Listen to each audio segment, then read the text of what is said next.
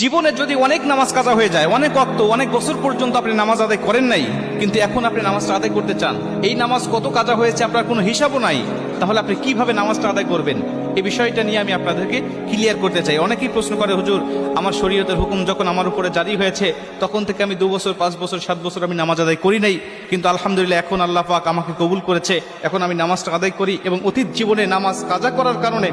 আমার ভিতরে অনুশোচনা আসছে, হুজুর নামাজগুলো আমি আদায় করতে চাই, কেমনে করে নামাজ আদায় করব? শুধু তওবা করলেই হয়ে যাবে নাকি আমাকে সেই নামাজগুলোকে হিসাব করে করে আমাকে পড়তে হবে? অনেকেই বলে, হুজুর হিসাব করা তো সম্ভব নয়, তাহলে কিভাবে নামাজটা আদায় করব? কারণ অল্প যদি ওয়াক্ত নামাজ কাজা হয়, যেমন আজকে আপনি 2 ওয়াক্ত নামাজ কাজা করেছেন, আসর এবং মাগরিবের নামাজ আপনি আদায় করেন নাই, এশার নামাজের সময় আপনার স্মরণ হয়েছে বা আপনি অবসর হয়েছেন, ব্যস্ততা আপনার কমেছে, আপনি এখন কাজা নামাজটা আদায় করবেন, হিসাব করে আপনি এশার নামাজের আগে আসরের নামাজের 4 রাকাত আপনি কাজা নামাজ আদায় করলেন, মাগরিবের 3 রাকাত করলেন, তারপর এশার নামাজের আদায়